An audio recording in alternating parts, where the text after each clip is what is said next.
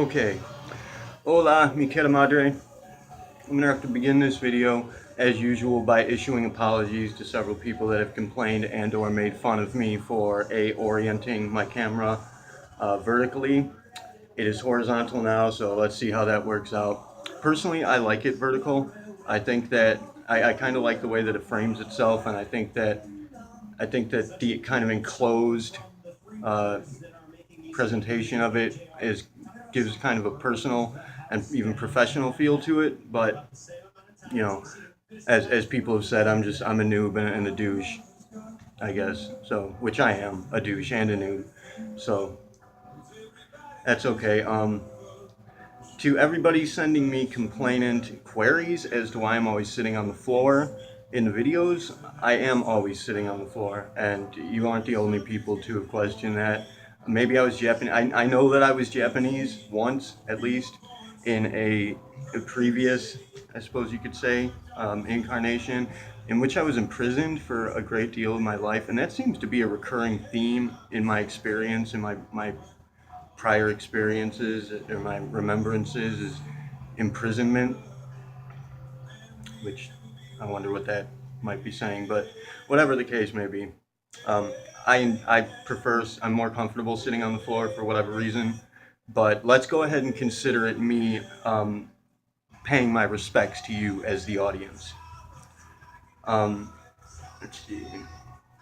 At any rate, I should like to thank you all who did complain to me for caring enough to mock me, although I would really prefer it if you mocked me in the public comments, please. You get involved, make something happen, start a discussion. Maybe other people want to make fun of me too. So you could get them involved. You could start something here by doing that.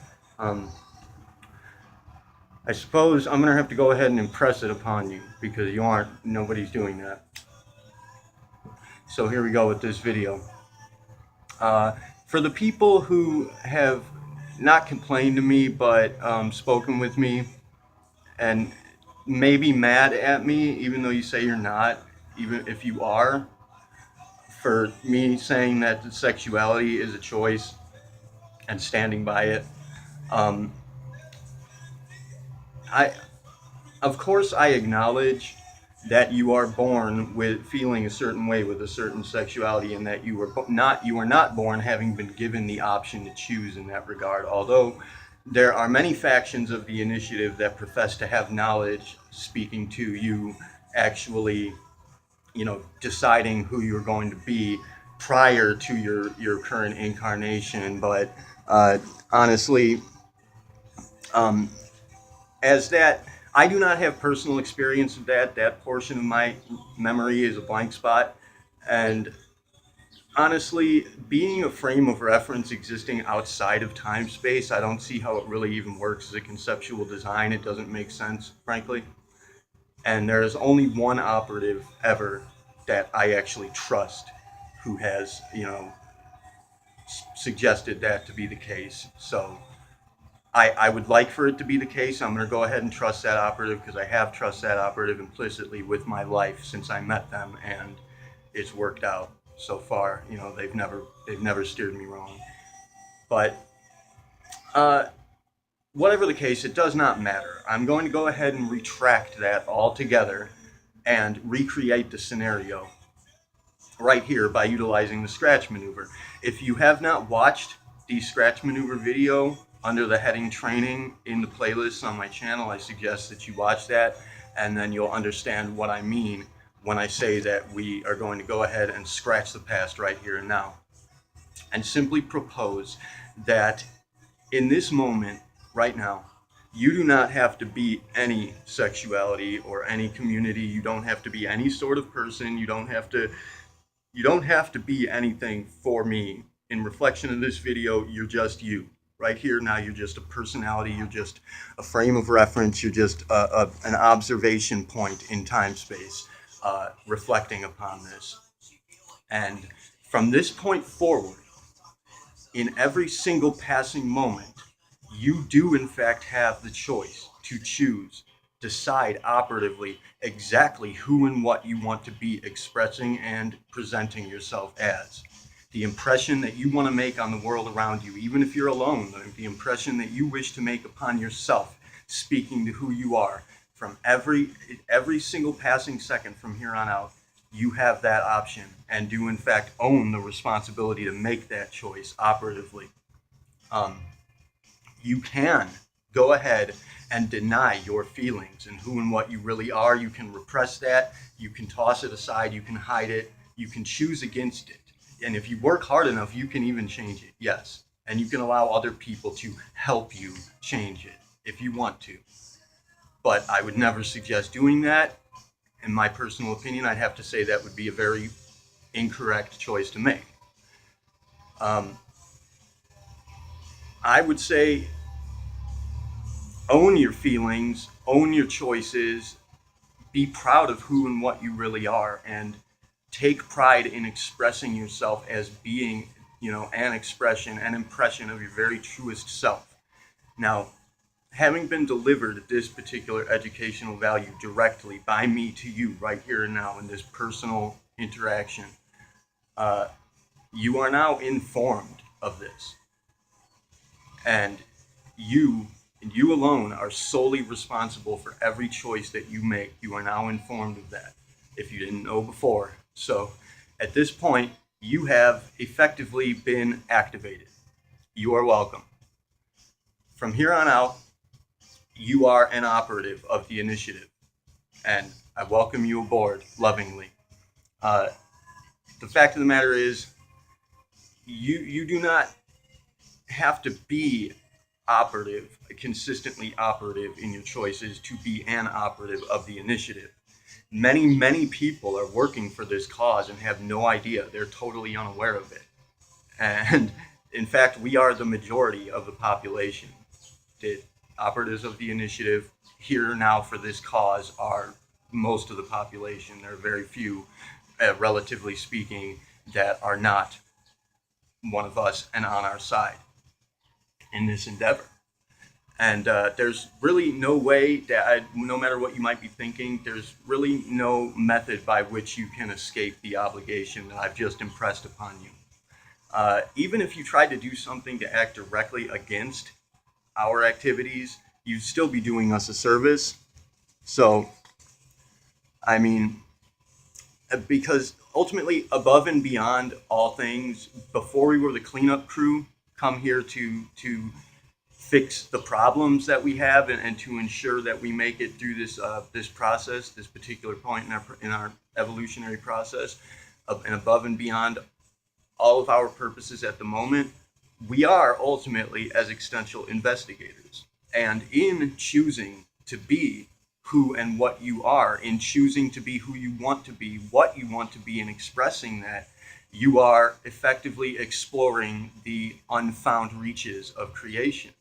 You're investigating yourself, and you're finding pieces of yourself, uncovering hidden parts of who and what you really are. And so you are investigating existence, and there's nothing you can really do to stop doing that. Even if you decide against making that decision and you allow outside influences or influences from the past, values that no longer really matter, to decide for you, to cause for your body to make a decision that you're not putting any care or interest into, you're still making the decision to opt out. And really, because of this particular video and what you've been informed of here, you no longer have the drop off, ditch out excuse value to make use of. That's been clipped. We've removed it. You no longer have any valid excuses to be a downer, to make things more difficult, to be negative, to ruin things. You no longer have an excuse to give up. You no longer have an excuse to ditch out or drop off. You no longer have any valid excuses to be anything less than the ultimately wonderful and excellent fucking amazing operative that I know you can be. Even if I haven't met you personally, I know you. You're part of my family. I know you well enough, regardless of if we've met, to know that you can be fucking truly amazing and excellent in every moment if you just have the fucking strength of will to do it, to make it happen, to choose. Don't let other things choose for you. Don't let something cause for you to be a negative person and cause damage in the world. Every time that the world impresses something upon you, that seems to be that seems to be you know what's the word any time that the world seems to impose a decision upon you or impose a certain sort of manner of feeling or being, anytime that outside influences are telling you, informing you that you need to be anything other, that you need to go over there and do that, or get get that thing and accomplish that in order to get here or to be who you are in this moment, fight back. Don't let the fucking world push you around. That's the challenge. And in every single passing moment, you are presented the challenge and the opportunity to do that. And I'd say what you ultimately, the mission I'd be impressing upon you, the objective here for you, really would be to activate others. If you wanted to help our cause, if you wanted to further this evolution and help us move along and make a difference here, your job would be to activate other unaware operatives, to make people aware of this cause, and that we need to come together and fight division and cognitive dissonance, that we need to motivate and to inspire each other, that we need to just come together as a single human family. That would be the mission, is to make others aware. However, what you choose, as I said, even in selecting to deny your responsibility and allow for outside influences to choose for you, that decision has been made and that responsibility belongs to you. It's yours, and there's nothing you can do to get away from that. From this point forward, you've been informed, and I know that you are better than to allow things to push you around. I know that you can do better. I know that you can be better. I know that you can be totally excellent in the face of any trial. And that is, in fact, as I said, the challenge and the opportunity that is each passing moment allots you this challenge and this opportunity to rise to and embrace the opportunity and the responsibility that belongs to you to be the most excellent version of your truest self that you possibly can. Now, for spotters, as spotters, if you speak with the world, if you communicate with the world, if you have a relationship with life and you can see it communicating with you, you follow synchronicities, if you even have a direct communication with yourself, and you know your own body and you speak with your own body, you are a spotter. It's innate in you. It's something that you're born with. You are one of us. And for spotters, our ultimate cause, really, our ultimate mission or objective has always been to answer the ultimate question. To that at one point that we know of regarding our scientific conception of the universe, there was a single point of energy that blew up, Big Bang, and dispersed into everything that exists. Now came from this single point. Now, from a psychological stance, which we tend to take in time mechanics or principal dynamics, as we're beginning to call it now, looking at it from a perspective of psychology, that singularity is a single identity, a single personality, a single point of consciousness that erupted and proliferated into an infinite number of personalities and identifications and understandings. And we want to know, really, who that was, what that was, that God concept. We want to figure it out. We want to solve the riddle, get to the bottom of the mystery. What happened? What's going on here? What is really happening right now? And we do have leads to investigate this in the form of artifacts of the first cause, remnants of the initial purpose. I suppose you could say,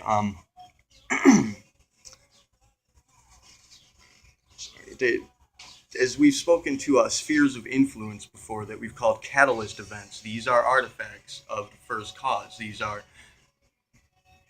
primary values in existence that are unchangeable. You'd say the unmoved mover.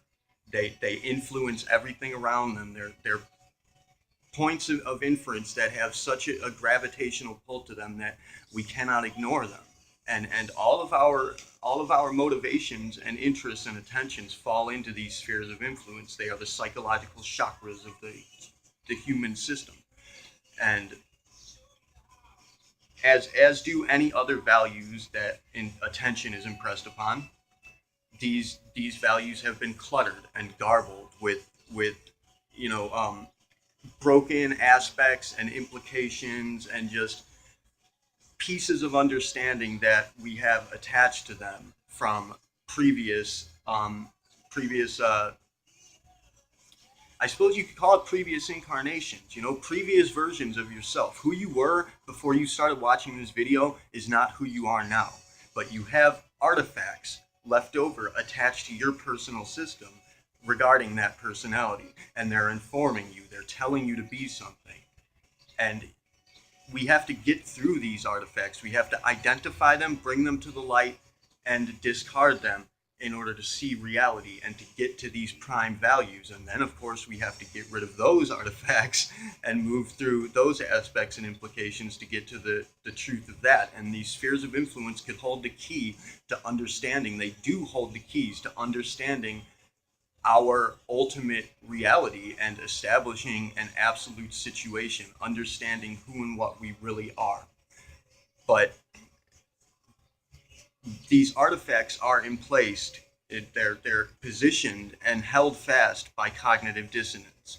You have there's articles of understanding, pieces of your personality that subject matters, issues that you've invested so much of your time and energy into, that it feels like to let go of them, to lose them, would be to lose a part of yourself, but that's not the case. Discarding them would be gaining ground, because you have in fact assimilated the value. You have the value from that experience. You have the value from that object of inference. You no longer require the asset. You can let that go, and in order to fight this fight and to win this battle, which we are going to win this, we're going to make it. We have to draw the sword of decision. We have to have the strength and the presence of will and personality and understanding, the presence of mind and the strength of will to cut loose the dead weight and move on, to let go of these things, these hyperbolic terminologies that we use, these ridiculous implications that we attach to policies and issues that are really just kind of like ghosts haunting us. The entire world is haunted by these artifacts of what once was, but no longer is, and no longer matters, because we need to move on, and we need to do it faster than we are. So,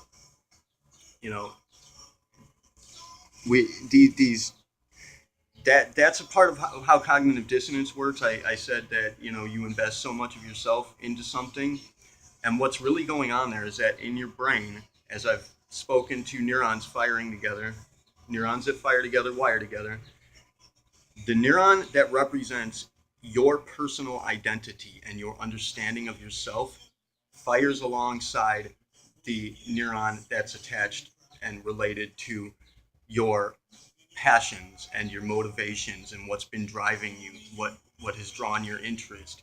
It seems as though that is an extension of yourself, and in many ways it is, but it's not. If I speak against something and I say that, like for example, I say that something's a choice that you think is not, because you've regarded it not to be for so long, it kind of makes you mad. If I suggest that certain semantics need to be removed, that they're not useful to us, that you've been using, that you've been identifying with, it seems as though I'm attacking you personally, doesn't it? But that is not really the case, is it? No.